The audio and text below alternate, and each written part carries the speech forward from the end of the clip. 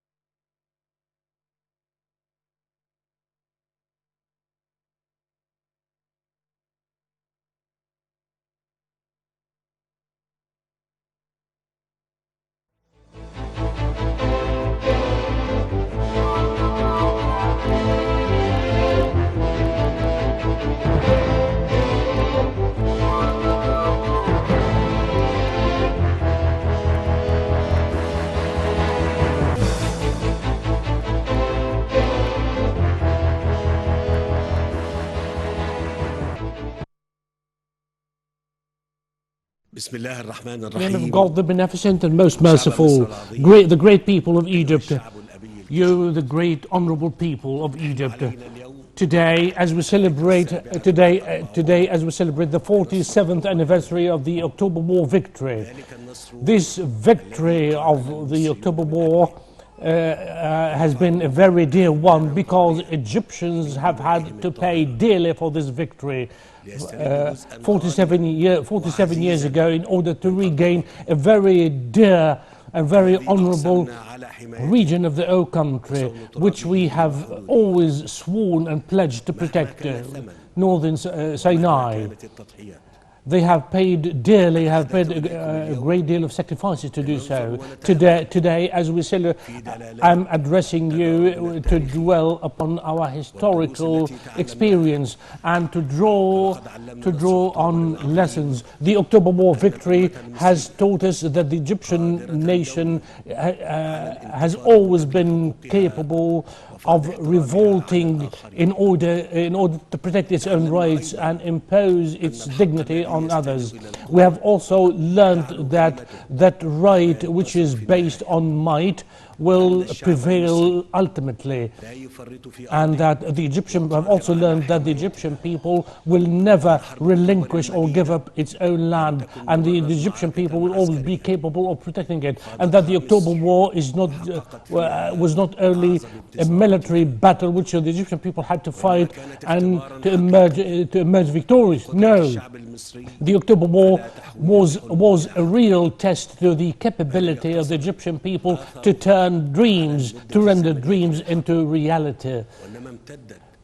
The October War, the October War victory was beaming its own rays of new morale into the Egyptian people. The victory has beamed new morale into over the Egyptian people. Today, as Egypt is marking the 47th anniversary, the October War victory is reminiscent of its own historical experience. Drawing on its very ancient pharaonic past, lessons in order to be able to achieve its present day goals,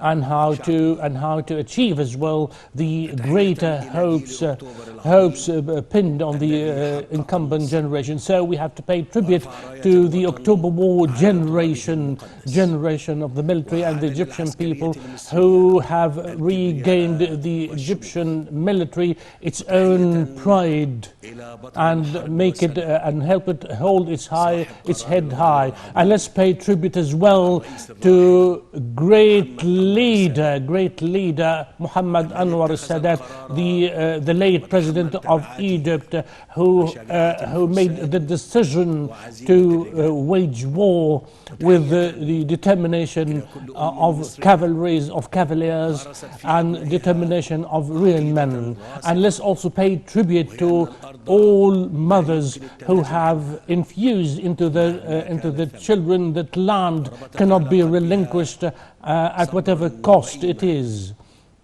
And in order to do so, they have infused them to be patient enough. And let's also pay tribute to the souls of our honorable soul, pay tribute to the honorable souls of our martyrs who have watered the territory of Sinai with their own blood. And they have, by doing so, they have set an example of how sacrifice should be.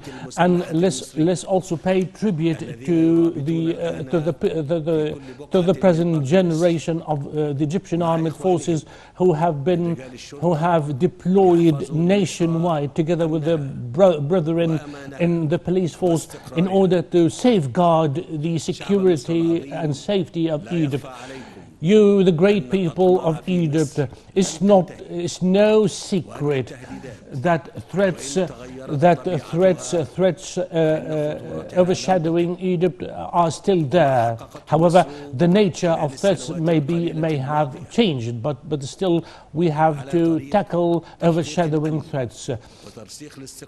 We have to tackle these threats in order. Egypt has managed over the past few years to safeguard its security, however big or large the area, to protect and maintain the security and safety of Egypt at the politically turbulent region stands witness to the determination and the uniqueness of this people, and to the capability of its people and institutions in order to help Egypt shift towards sustainable development. Sustainable development is the only way to a better future for the Egyptian people. Let me reiterate to you all that the future of homelands cannot be made by cracking slogans or bombastic words. Peoples cannot be left to illusions and miscalculated policies. In Egypt, we are making a new pledge to you that we are going to work harder and harder in order to maintain our dignity and to go further ahead towards achieving peace and dignity for the Egyptian people. Brothers and sisters of the Egyptian people, the 47th anniversary and the anniversary of the October War will always remain a festival, an occasion to be celebrated, to be marked by the Egyptian people, who still trust the capability of the Egyptian armed forces. It was the Egyptian forces which have written down a legend that will be going down history as brave people. The memory of our great people, our great martyrs, will eternally be remembered. The memories of those killed in action, our martyrs, will be an incentive, will be inspiring Egypt to do better for the future people. Many happy returns to us all and to you all, the Egyptian people, and all the time we should say, long live Egypt, long live Egypt, long live Egypt, long live.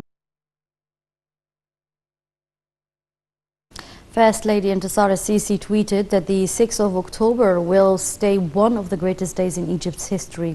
She said that the day is not a military victory, but also an example of the coherence of the Egyptian people behind the military to bring back dignity and land and achieve peace. She said, "May God have mercy with our heroes and sons and all those who shed their blood in the sacred land of Sinai for the defense of the nation."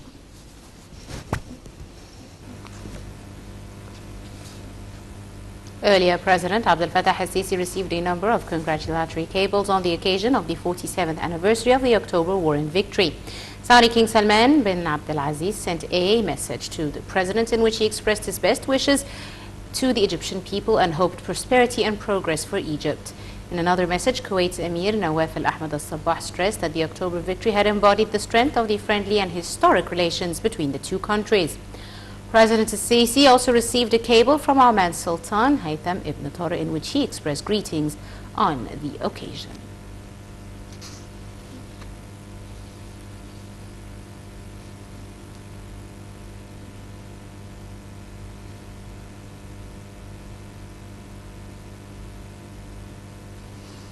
Egypt celebrates the 47th anniversary of the Egyptian Armed Forces victory over Israel Army in 1973 war. The Egyptian Armed Forces have become a model example to be followed by in arts of war. The brave Egyptian soldiers sacrificed their lives for the sake of the homeland to regain their land rights and dignity. Here's the story.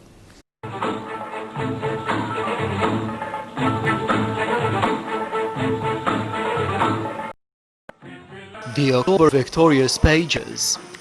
The Israeli counterattack on October the 8th failed, and Colonel Assaf Yagouri, the most famous Israeli captive, was captured. The Israeli Air Force failed to destroy the Egyptian air defense network, which used various types of the missiles efficiently, and the fall of a large number of the Israeli aircraft, which reached 50 aircraft during the first 3 days. The text of the urgent distress message that the American State Department received on the 9th of October in 1973 was Save Israel.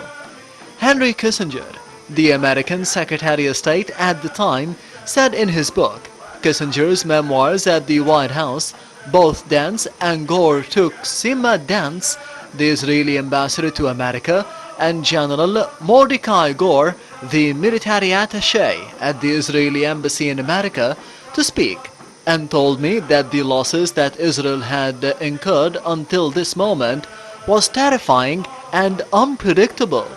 49 aircraft were lost, including 14 destroyed. I was very shocked when I learned that Israel had lost 500 tanks, 400 of which were on the Egyptian front alone.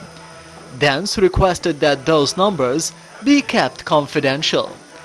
Kissinger continues, says, all the Dans had notified us, requiring us to reconsider the foundations we have laid for our strategy, all the diplomatic measures, and the policy of rearming Israel were based on a quick Israeli victory, and we passed those allegations, and something happened that we were not waiting for.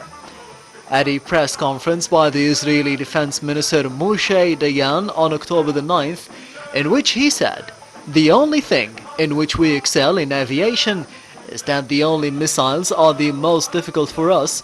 We pay the tax every day in the form of equipment, troops, pilots, planes and tanks. Hundreds of people have been destroyed. Our armored vehicles are in battle, and in 3 days we lost 50 planes. By the end of October the 9th, the 2nd and the 3rd Egyptian armies arrived at the depth of 15 kilometers inside Sinai. On October the 17th in 1973, Saudi Arabia and the Arab countries began to reduce the oil production to the countries that help Israel. On October the 20th and the 21st, Ariel Sharon failed to occupy Ismailia and encircle the 2nd Army. No sooner had it been resolved than October the 20th in 1973 that General Ariel Sharon, commander of the 143rd Operations Group, began managing the last battle in the direction of Ismailia after he was informed by the Southern Command that a ceasefire was about to be issued. Since early morning, the Israeli aircraft began to launch attacks on the cities of Ismailia, Port Said and Port Fuad, and the aerial bombardment focused in specific on the sites of the missiles and the anti-aircraft weapons, as well as on the places where the forces gathered, including El Gala camp in Ismailia, Jebel Maryam area, and the bridges built on the canal. Al Hilwa, Suez Canal, and the planes dropped time bombs and napalm bombs to cause fires and spread terror in the hearts of individuals. Sharon had pushed all the forces under his command, determined to speed up the access to the Ismailiyya Canal and cross it, so that he could then achieve the hope that he had been leading in the dreams since his forces crossed the west bank of the canal, which was the seizure of the city of Ismailiyya, and thus cut off the main supplies coming from Cairo and the eastern delta to the Second Army forces east of the canal. However, Sharon's hopes and dreams soon dissipated in front of the two vital factors. The first was the nature of the land in the area that the forces advanced on, and the second factor was the intensity and the violence of the resistance shown by the Egyptian forces on the Ismailiyya Canal line, as his forces were forced to stop south of the canal without being able to cross it to the banks. On the night of October the 21st and the 22nd, the artillery units of the Second Army, which were commanded by Brigadier General of Staff Muhammad Abdul Halim Abu Ghazala, carried out the nuisance bombings on the enemy positions all night long, and when darkness fell, the ceasefire came into effect at 6:52 p.m. on October the 22nd, and due to the presence of the Israeli wounded on the battlefield, they were not withdrawn, and it was not possible to carry out another lost battle to rescue the wounded.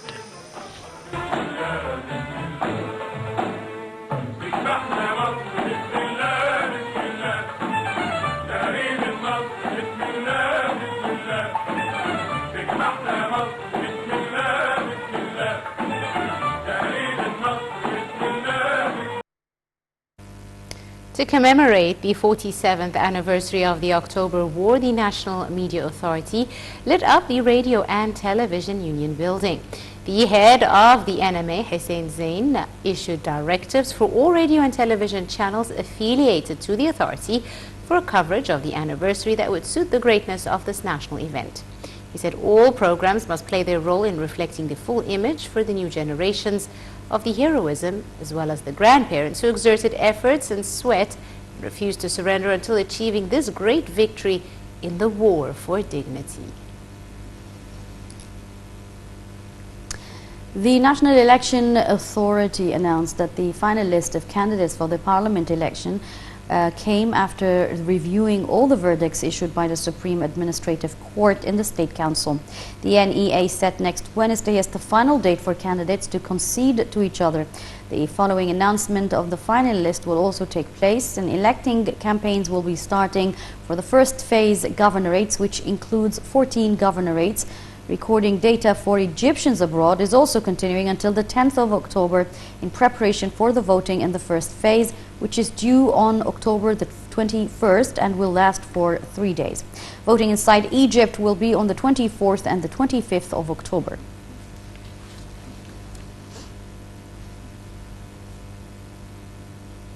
The Ministry of Health announced 98 new coronavirus cases and 9 deaths. The ministry statement said the number of recoveries has reached over 97,000 cases. It said alert level is still high across the governorates and officials are following up on the situation around the clock. They also said precautionary measures are in place in anticipation of any other viruses or contagious diseases or a second wave.